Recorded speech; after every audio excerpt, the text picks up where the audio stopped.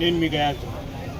బారా షహీద్ దర్గా రొట్టెల పండుగ నేటి నుంచి ప్రారంభమైంది అని చెప్పవచ్చు. ఇది ఈరోజు నిషాన్ అనే జెండాతో ప్రారంభమవుతుంది. ప్రస్తుతం ఈ విషయాలన్నీ మాట్లాడేందుకు సమీర్ హుసేన్ ప్రస్తుతం మనతో ఉన్నారు. ఆయనతో మాట్లాడారు. ఇస్లాం ఈ బారా షహీద్ దర్గా రొట్టెల పండుగ ఎప్పుడు స్టార్ట్ అయింది, ప్రధాన ఉద్దేశం. అస్సలాము అలైకుం వరహ్మతుల్లాహి వబరకాతుహు. మొత్తం ఆర్టీవీ ప్రేక్షకులకు, ఆర్టీవీ యాజమాన్యానికి, సిబ్బందికి, ఈ ఛానల్ ఎంతమంది చూస్తున్నారు ప్రతి ఒక్కరు కూడా ఇస్లామిక్ నూతన సంవత్సర శుభాకాంక్షలు తెలియజేస్తున్నాను. మొహరం నెల ఏదైతే ఉందో ఇస్లాం సాంప్రదాయం ప్రకారం మనకు న్యూ ఇయర్ అన్నమాట. హిందువులకు ఉగాది, క్రిస్టియన్లకు జనవరి 1 ఎలాగో మనకేంటంటే ఇది ఇస్లామిక్ న్యూ ఇయర్.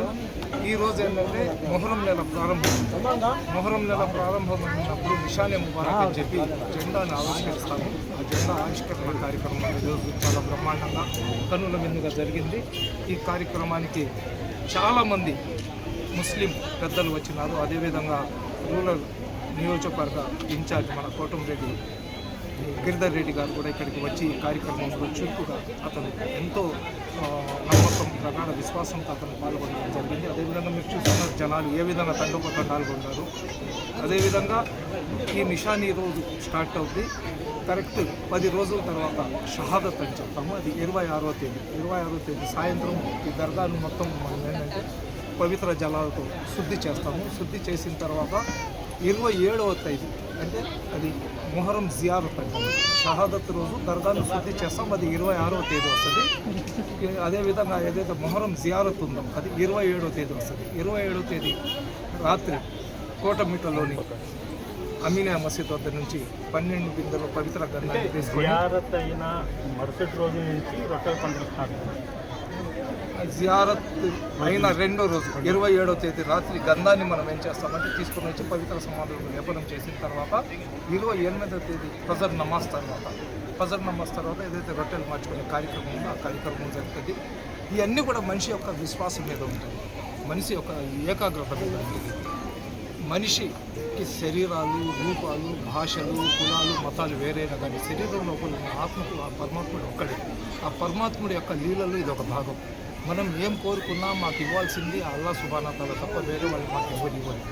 ఏం చేయాలన్నా కానీ సృష్టిలో ఒక మనిషి జీవించాలన్నా, ఒక మనిషి చనిపోవాలన్నా, చివరకు ఒక పిచ్చుక గాలిలో ఎగరాలన్నా, ఆ చెట్టు యొక్క ఆకు కదలాలన్నా కానీ అల్లాహ్ యొక్క ఆజ్ఞ లేకపోతే ఏం జరుగుతుంది. ఇక్కడ ఎన్ని మహిమలు జరిగినా ఇక్కడ వచ్చే లక్షలాది మంది కోరికలు తీరుస్తుండేది కూడా ఈ బారా షహీద్లు మీరు మేము కాదు, అల్లాహ్ సుబ్హానహు వ తఆలా తీరుస్తున్నాడు. అల్లాహ్ వీళ్ళకు ఇష్టపడుతున్నాడు కాబట్టి వీళ్ళ సమాధుల దగ్గర వచ్చిన ప్రతి కోరికను అల్లా తీరుస్తున్నాడు కాబట్టి ప్రతి సంవత్సరం లక్షలాది మంది పెరుగుతూ లక్షలాది మంది వస్తారు. అదేవిధంగా అల్లా సుబ్హానహు వ తఆలా రబ్బుల్ ముస్లిమీన్ కాదు, కేవలం ముస్లింలకు అల్లా కాదు, అల్లా సుబ్హానహు వ తఆలా రబ్బుల్ ఆలమీన్. విశ్వంలో ఉన్న ప్రతి ఒక్కరికి కూడా అల్లా ఏంటంటే కరుణా కృప చూపించే వ్యక్తి కాబట్టి ఇక్కడికి వచ్చే ప్రతి ఒక్కరికి వాళ్ళ కుల ఆధారంగా, మత ఆధారంగా, ప్రాంతం ఆధారంగా కాదు, ఏ మనిషి కూడా వచ్చి ఏకాగ్రతతో ఆ సర్వేశ్వరుని చేతులెత్తి కోరుకుంటే ఆ సర్వేశ్వరుడు వాళ్ళ కోరికలు తీరుస్తున్నాడు కాబట్టి ఇక్కడ లక్షలాది సంఖ్యలో వస్తున్నారు. అదేవిధంగా ఈ సంవత్సరం ఏదైతే బారా షహీద్లకు సంబంధించిన గంధం మహోత్సవం ఉందో 27వ తేదీ గంధం అయిన తర్వాత 28వ తేదీ రొట్టెల మార్పిడి కార్యక్రమం జరుగుతుంది. 29వ తేదీ తహ్లీల్ ఫాతిహా ఉంటుంది. తహ్లీల్ ఫాతిహా అయిపోయిన తర్వాత 30వ తేదీ ముగింపు కార్యక్రమం ఉంటుంది. ఆ రోజు ఏంటంటే ఎన్ని శాఖలకు సంబంధించిన ఆఫీసర్స్ ఉన్నారో వాళ్ళందరికీ, మీడియా మిత్రులకు, అదేవిధంగా ఇక్కడ ఉన్న వాలంటీర్స్కి, దర్గా కమిటీకి సంబంధించిన వ్యక్తులకి అందరినీ కూడా ఇక్కడ తీసుకొని వచ్చి వాళ్లకు దర్గా కమిటీ తరఫున వాళ్లకు మెమోంటోలు ఇచ్చి సత్కరించడం ఒక ఆనవాయితీ. ఈ సంవత్సరం అంటే ప్రతి సంవత్సరం లక్షలాది మంది వస్తారు, 10 లక్షలు, 13 లక్షలు. ఈ సంవత్సరం ఎన్ని లక్షల మంది వచ్చే అవకాశం ఉంది? మీరే ఏర్పాట్లు ఎలా చేస్తారు? గయాజ్ గారు, ఇక్కడ జనరల్గా ఏంటంటే ఒకే రోజు లక్షల మంది రారు, రొటీన్ అవుతూ ఉంటుంది అనమాట. మనకేంటంటే 25వ తేదీ నుంచి జనాలు అధిక సంఖ్యలో రావడం జరుగుతుంది. 25వ తేదీ నుంచి 1వ తేదీ దాకా ఇక్కడ జనాల ఫ్లోటింగ్ చాలా ఎక్కువ ఉంటుంది. ప్రతిరోజు నా అంచనా ప్రకారం 7 నుంచి 8 లక్షల మంది వస్తారు. దాన్ని మల్టిపుల్గా చేసుకుంటే 40 నుంచి 50 లక్షలు, 60-70 లక్షల మంది దాకా వస్తారు. వచ్చిన ప్రతి ఒక్కరికి కూడా ఎటువంటి సౌకర్యం కలగకుండా ఇక్కడ ఏర్పాట్లను మన రూరల్ శాసనసభ్యులు కోటంరెడ్డి శ్రీధర్ రెడ్డి గారు, అదేవిధంగా వాళ్ళ తమ్ముడు కోటంరెడ్డి గిరిధర్ రెడ్డి గారు పర్యవేక్షిస్తున్నారు. అదేవిధంగా శ్రీధర్ రెడ్డి ఒక సెక్యులర్ నాయకుడు, అతను అందరూ బాగుండాలి, అందులో మేము ఉండాలని ఒక మనస్తత్వం ఉన్న నాయకుడు. అతను మూడోసారి ఎమ్మెల్యే అయినాడంటే అతనిలో ఉన్న మంచితనం, అటువంటి మంచితనం ఉండబట్టే అతనికి జనాలు ఆదరిస్తున్నారు. అదేవిధంగా దర్గాలన్నా, చర్చిలన్నా, దేవస్థానాలన్నా కానీ ఏదైనా దైవ కార్యం ఉంటే చాలా నిష్టగా, చాలా పవిత్రంగా అన్నదమ్ములు ఇద్దరు కూడా చేస్తారు. అదేవిధంగా ఇంకొక మంచి అవకాశం ఏంటంటే ఒక డైనమిక్ లీడర్, మైనార్టీలకు ఆశాజ్యోతిలాగా వెలుగుతున్న హాజీ అబ్దుల్ అజీజ్ గారు రాష్ట్ర బోర్డు చైర్మన్ లాగా ఉండటం కూడా ఈ సంవత్సరం ఏంటంటే మాకు కలిసి వచ్చింది. మున్సిపల్ శాఖ మంత్రి లాగా పొంగూరు నారాయణ గారు ఉన్నారు కాబట్టి, నారాయణ సార్ సిటీ కాన్స్టిట్యున్సీకి సంబంధించిన ఎమ్మెల్యే కాబట్టి, ఈ ముగ్గురు కోటంరెడ్డి గిరిధర్ రెడ్డి ద్వారా ఇక్కడ వచ్చే భక్తులకు ఎటువంటి అసౌకర్యం జరగకుండా వాళ్ళకు టెంట్స్ కానివ్వండి, టాయిలెట్స్ కానివ్వండి, మంచినీళ్ళ వసతి కానివ్వండి, పోలీస్ బందోబస్తు కానివ్వండి, అదేవిధంగా శానిటైజేషన్ అయితే మీరు ఆశ్చర్యపోతారు. ఆ గంధం అప్పుడు ఏదైతే ఇక్కడ వచ్చే లక్షలాది మందిలో ఒక చిన్న పేపర్ ముక్క కింద పడినా కానీ అది కనబడకుండా చేయాలనే పట్టుదలతో శ్రీధర్ రెడ్డి గారు కానివ్వండి, పొంగూరు నారాయణ గారు కానివ్వండి, అజీజ్ గారు కానివ్వండి చాలా బ్రహ్మాండంగా ఉన్నారు. ఇక్కడికి వచ్చే భక్తులకు వాళ్లకు ఎటువంటి అసౌకర్యం కలగకుండా వాళ్ళని ఆదుకోవడానికి తెలుగుదేశం పార్టీకి చెందిన మైనార్టీ నాయకులు సాబీర్ ఖాన్ కానివ్వండి, హయాత్ బాబా కానివ్వండి, అదేవిధంగా మునీర్ అని చెప్పి ఈ దర్గా కమిటీకి అతను ఫెస్టివల్ కమిటీ చైర్మన్ లాగా వేస్తున్నారు. అదేవిధంగా 100 మందితో కమిటీ వేస్తున్నారు. బయట నుంచి రాష్ట్ర నలుమూల నుంచి కాకుండా వేరే ప్రాంతాలు చాలా వర్షం వస్తే వాళ్ళ పరిస్థితి అదేవిధంగా కళ్యాణ మండపాలు ఏమైనా సిద్ధం చేస్తున్నారా, ట్రాఫిక్ అంతరాయం లేకుండా ఎలాంటి చర్యలు చేపట్టారు? మేము చెప్పకముందే కోటంరెడ్డి శ్రీధర్ రెడ్డి గారు రివ్యూ మీటింగ్లో చెప్పినారు, ఎన్ని ఫంక్షన్ హాల్స్ ఉన్నాయో మొత్తం ఫంక్షన్ హాల్స్ అన్ని కూడా రిజర్వ్ చేసి పెట్టండి, చిన్న చినుకు పడినా కానీ వచ్చిన భక్తులకు అసౌకర్యం కలగకుండా చేయాలని చెప్పి అతను చెప్పడం జరిగింది.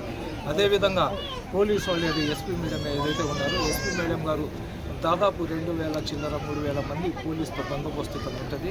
అదేవిధంగా రెవెన్యూ వాళ్ళు కానివ్వండి, ఫైర్ సర్వీస్ వాళ్ళు కానివ్వండి, ఆర్టీసీ వాళ్ళు కానివ్వండి, మెడికల్ అండ్ హెల్త్ వాళ్ళు కానివ్వండి, పెద్ద ప్రైవేట్ హాస్పిటల్స్. అదేవిధంగా గత 30 సంవత్సరాల నుంచి మనమందరం కూడా కలిసి లంగర్ ఏదైతే మనం వేస్తున్నాం ఈ సంవత్సరం కూడా లంగర్ ఉంటుంది. దాదాపు 3 లక్షల మందికి మనం వచ్చిన వాళ్లకు మన భారత షహీద్ల యొక్క అన్న ప్రసాదాన్ని అందించే కార్యక్రమం చేస్తున్నాము. ఈ సంవత్సరం ఏంటంటే 50,000 వాటర్ బాటిల్ తెప్పిస్తున్నాము. క్యూ లైన్స్లో ఈ ఎండల దెబ్బకు చాలామంది గత సంవత్సరం మనం చూసిన నీళ్లు లేక అల్లాడుతున్నారు కాబట్టి నీళ్ళ ప్యాకెట్లు కాకుండా ఒక 50,000 నీళ్ళ బాటిల్ తెప్పిస్తున్నాము. వాళ్ళందరూ కూడా నీళ్ళు కూడా సప్లై చేస్తున్నాము. ఇంకొకటి ఏంటంటే ఖచ్చితంగా ఈ సాంప్రదాయబద్ధమైన ఈ కార్యక్రమాన్ని సాంప్రదాయబద్ధంగా నిర్వహించడానికి నేను ఉంటాను, నా తోడు హయాత్ బాబా గారు ఉంటారు, సాబీర్ ఖాన్ గారు ఉంటారు, మన అధ్యక్షులు ఎవరైతే ఉన్నారో వాళ్ళు ఉన్నారు, షబ్బీర్ జపాన్ షబ్బీర్ భాయ్ గారు, మనం అందరం కూడా కలిసి. ఇంకొకటి అంటే ప్రతి ఏటా అంటే భారత షహీద్ దర్గాకి సంబంధించి ఇప్పుడు సాబీర్ ఖాన్ ఉన్నారు, హయాత్ బాబా మొత్తం పాత వాళ్ళు ఉన్నారు. అట్లా కాకుండా కొత్త వ్యక్తుల్ని తెర మీద తెస్తారు, దానివల్ల వాళ్ళు సరైన విధంగా మెయింటైన్ చేయలేకుండా విమర్శిస్తూ. అదే అందుకని ఈసారి అలాగని కాదండి, జీవితాంతం మనమే ఉంటాము. రేపు మనం చచ్చిపోయిన తర్వాత ఈ సాంప్రదాయాన్ని ఎవరు ముందుకు తీసుకుని వెళ్ళాలా కాబట్టి ఆసక్తి ఉన్న వాళ్ళని ఏంటంటే మన పక్కన ఉండుకొని ఏ కార్యక్రమం ఎలాగ చేయాలని మనం వాళ్ళకి తగ్గి ఈ సంవత్సరం ఉన్న చైర్మన్ వచ్చే సంవత్సరం కనిపించారు. జనరల్గా ఏంటంటే బారా షహీద్ దర్గా ఏంటంటే భారతదేశంలో ఒక ఉన్నతమైన పదవి నీకు ఇస్తాము, బారా షహీద్ దర్గా చైర్మన్ నీకు ఇస్తామంటే ఉన్నతమైన పదవిని వదులుకొని బారా షహీద్ దర్గా చైర్మన్ పదవి కావాలని కోరుకుంటాం. ఎందుకంటే ఈరోజు మనం భారతదేశంలో చూస్తున్నాం, కులాల వారీగా, మతాల వారీగా, ప్రాంతాల వారీగా రకరకాలుగా మనుషులు ఏంటంటే మనుషులను ముక్కలు చేసే ప్రయత్నం జరుగుతుంది. అటువంటి తరుణంలో కూడా సర్వమత సమానత్వాన్ని చాటే వేదిక ఏదైనా మన భారతదేశంలో కానీ ప్రపంచంలో సజీవంగా ఉందంటే అది బారా షహీద్ దర్గాని మేము గర్వంగా చెప్పుకోవచ్చు. ఇక్కడ మనం సపోజ్ మనం తమిళనాడుకి వెళ్ళామనుకోండి, మా లాంగ్వేజ్ చూసి మాకు ఇబ్బంది పెడతారు. తమిళనాడు వాళ్ళు కేరళకి వెళ్తే వాళ్ళకి ఇబ్బంది పెడతారు. లేదా మనం తెలంగాణకు వెళ్ళినా కానీ మా లాంగ్వేజ్ని బట్టి ఇక్కడ ఆంధ్ర వాళ్ళని చెప్పి మాకు వెక్కరిస్తారు. కానీ ఈ సింహపురి గడ్డ మీద ఈ బారా షహీద్ల యొక్క చల్లని నీడలో ఎవరు వచ్చినా కానీ నీ కులం ఏంది, నీ ప్రాంతం ఏంది, నీ భాష ఏందని ఎవరు ఏం చెప్పరు. ఒక మనిషిని మనిషిలాగా ప్రేమిస్తారు.